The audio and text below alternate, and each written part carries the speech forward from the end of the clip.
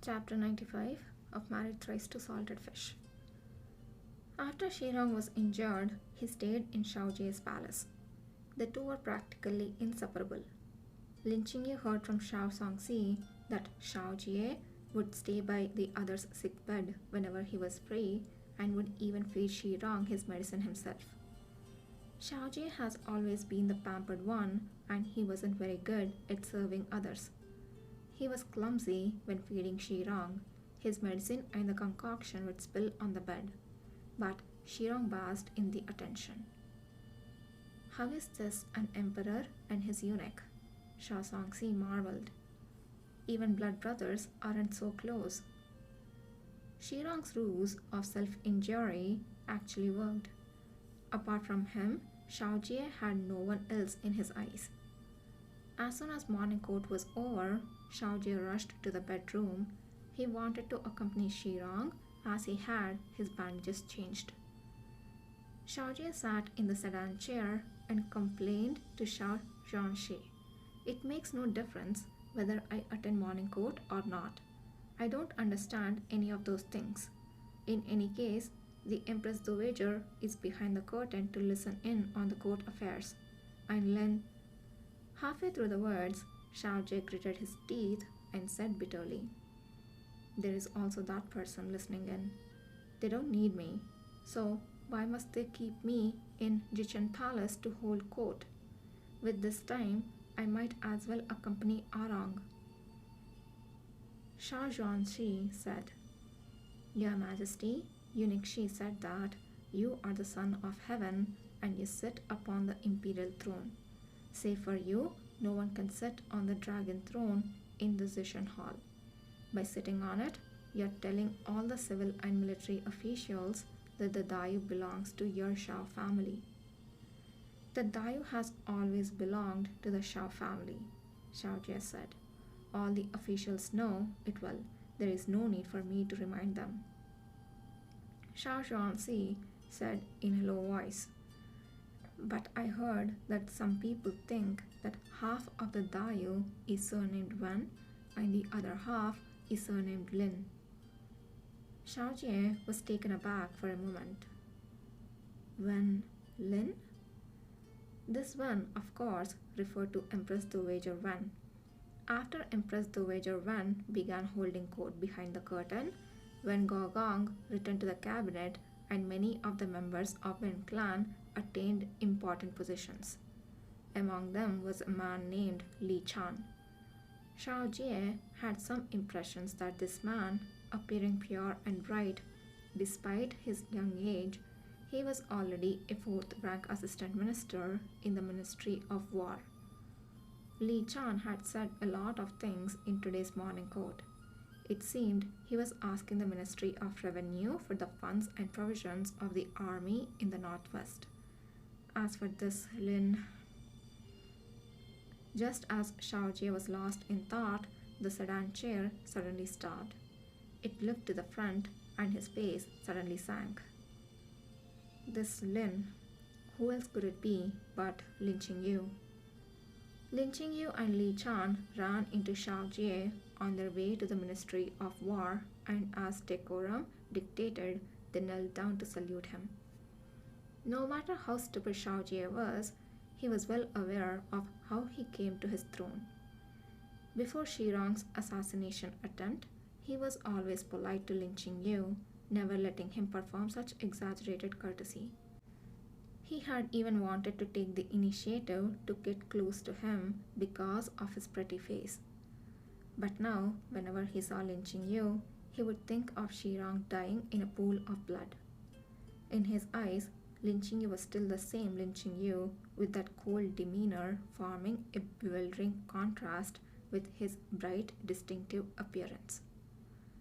But whenever he caught sight of him, his heart would be alarmed and his body would be sent leaping in fear. It was this kind of great beauty who almost took away Arang's life. He won't admire a person who wants to harm Arang. He wants to protect Arang. He won't let anyone hurt him again. I hope Shao Jie really realizes what's happening. Lin Qingyu and Li Chan stayed kneeling on the ground. Having not heard rise after such a long time, Lin Qingyu looked up at Shao Jie.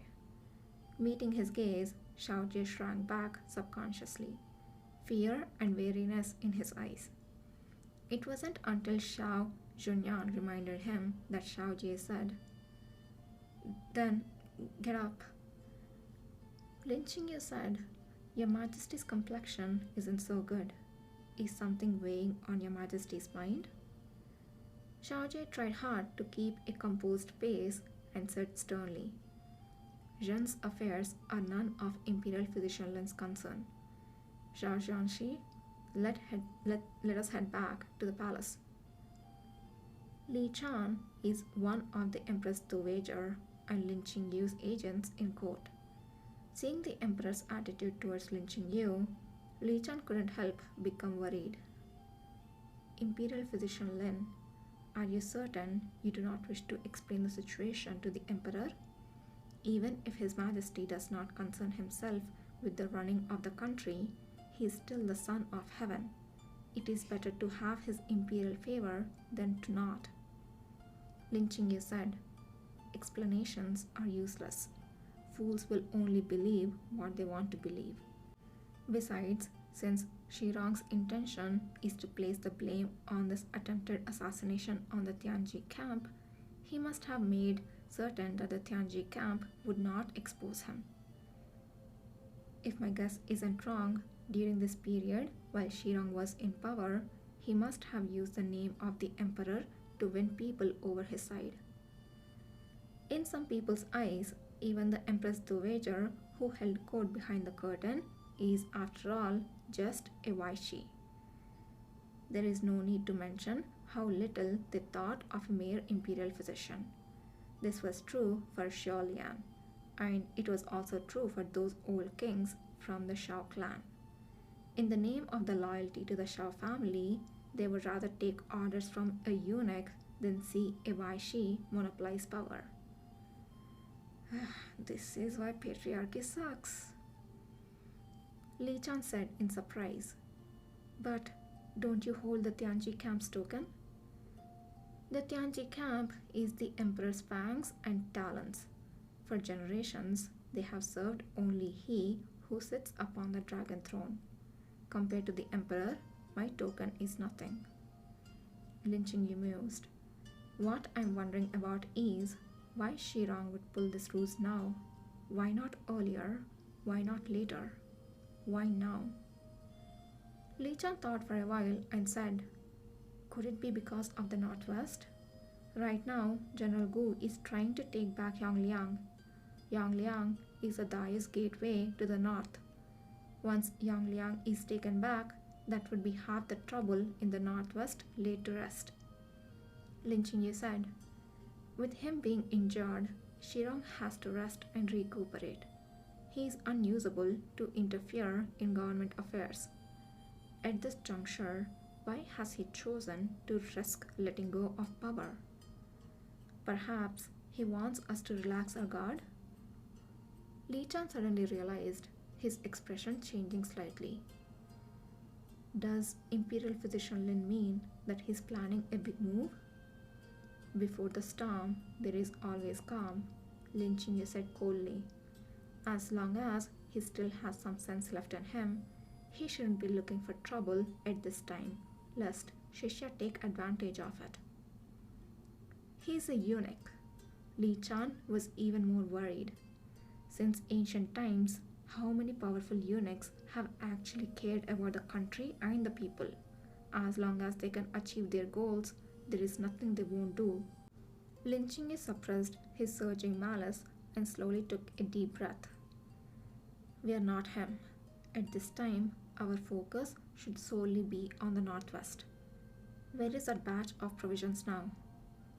Li Chan said, "Based on the estimated schedule, it should have already reached Yongliang." Lin Qingyu stayed in the Ministry of War until late at night. He originally intended to spend the night in the palace, but changed his mind in the last second. The general's carriage was waiting at the gates of the palace. Lin Qingyu put away the umbrella he used to shield himself from the snow and got into the carriage. He said to the groom, "We are not heading to the Gu mansion. Go to the Lin residence instead." Father Lin and Mother Lin thought that something serious must have happened for their eldest son to come unannounced in the middle of the night. Lin Qingyu assured them that nothing has happened for now. Lin Rushan frowned. "For now? You mean something will happen?" "This is just my guess and intuition, but just in case, I would like for father to ask for leave from the Imperial Hospital, take mother and Qinghe away from the capital, lie low for a while." Lin Qingyu smiled lightly. "I remember that grandmother's 70th birthday is next month. You can go to Jin province and celebrate with her." Mother Lin said with concern, "If we are leaving, what about you?" "Of course I will stay. But..." "Madam, don't ask any more. Qingyu has his own plans," Lin Rushan said decisively. "I'm sorry to trouble madam to begin the preparations." Mother Lin wanted to say more but kept hesitating. Unable to hide her worry, she said, "Qingyu, you have to take good care of yourself, all right?" Lin Qingyu gave her a comforting smile. "I will." Lin Rushan could give no warnings to his eldest son. He simply said, "Be very careful." The next day, Lin Rushan left the capital with his wife and child on the pretext of visiting relatives. During the next few days, Lin Qingyu attended morning court as usual. He occasionally went to see Shao Li and took time to see Shao Songxi, who was not feeling well. Shao Songxi had hurt his throat from talking too much. A few days of keeping quiet should solve the problem.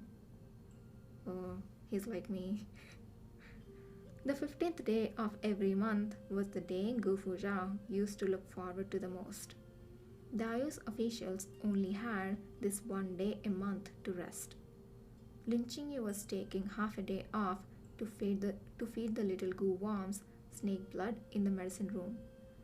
Yan Yan walked in and said, "Madam, someone delivered a letter." Lin Qingyu asked, "Who?" "I don't know.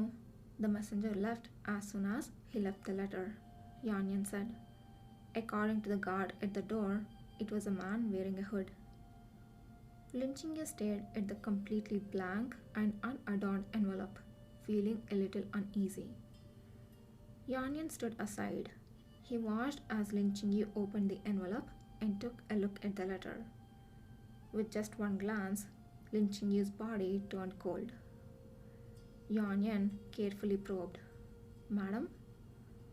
Lin Qingyu carefully set down the little Gu, saying as he did so, "Prepare the carriage. I'm heading to the palace." Hualu hurriedly said, "I will help you change your clothes." "If you wish to enter the palace, you have to do so wearing your official uniform," Lin Qingyu said. "No need." Lin Qingyu put on a fox fur cloak and left the house. He told Yan Yan, "Find that messenger." "Yes, madam," Yan Yan asked. "What should we do with him once we find him?" Lin Qingyu got into the carriage and without looking back said, "Kill him." Dressed in his own personal clothes, Lin Qingyu walked all straight to Xinjiang Hall, where he happened to meet Li Chan coming out of the hall. "Imperial Physician Lin," Li Chan said anxiously. "I was just going to find you. Something's wrong. The supplies sent to Yongliang," Lin Qingyu said coldly. "It was robbed." Li Chan was stunned.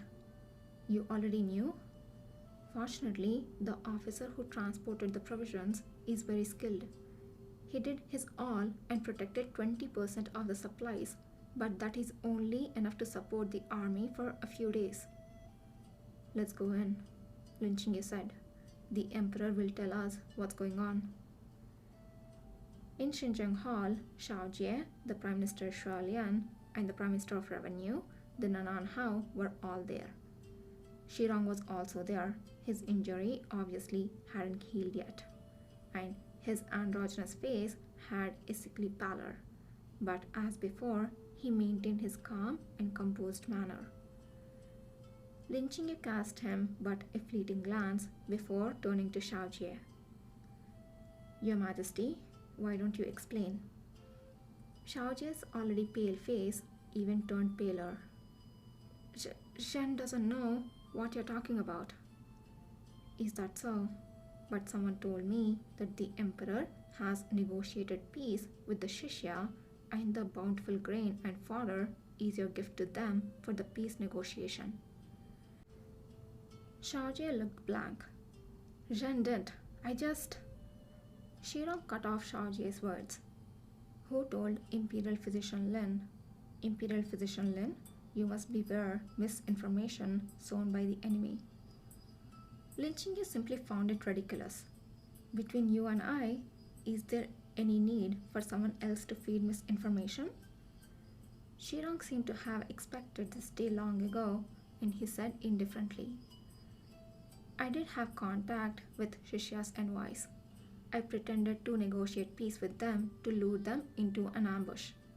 I still have the Shishya's envoys' letters in my house, and the troops who laid in wait for the ambush can testify. Xiaojie nodded. I can also testify. I agreed with Orang's plan. I helped come up with this plan.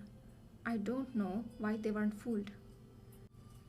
Hearing Xiaojie stammer through his account of what had happened, Lin Qingyu's features filled with hostility.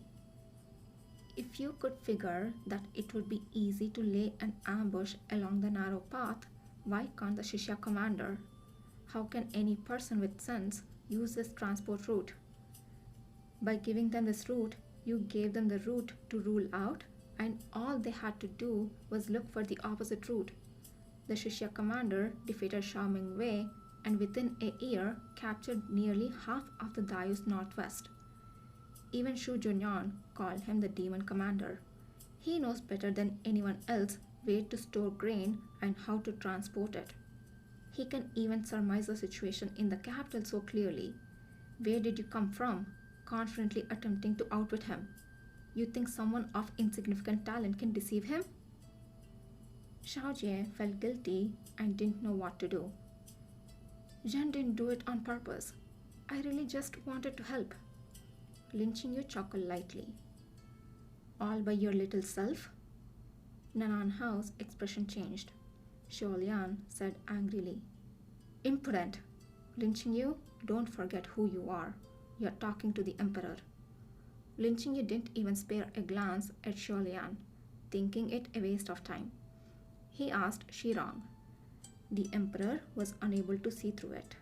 Are you saying you failed to see through it too? No flaw could be found on Shirong's face. I really didn't expect for Shishya commander to be able to see through it so clearly. You didn't? Fine, Lin Qingyu said calmly. Guards? 2 palace guards came in. Your Majesty, Imperial Physician Lin, take Shirong out. Flog him to death. In the ensuing silence, Xiaojie was the first to react. No, I won't let you hurt Orang again. He jumped up and stood in front of Shirong. I am the Emperor. Why are you giving order when I'm right here? Lin Qingyu said indifferently. He collaborated with the enemy and betrayed the country, bewitching the Emperor's heart. Shirong covered the wound in his abdomen, coughing lowly, and said, As I have said, I have evidence. I didn't collaborate with the enemy, let alone betray the country. Xiaolian added, Imperial Physician Lin accuses Eunuch Shi of betraying the country. What evidence do you have? Lin Qingyu smiled suddenly. Are you all misunderstanding something? I will kill him. What evidence do I need? A crack finally appeared on Shirong's perpetually calm face. You. Even if you did sincerely try to deceive them, so what? Lin Qingyu looked at Shirong, as if looking at a stray cur. I will kill you regardless. Ooh. lynching you. You can do this.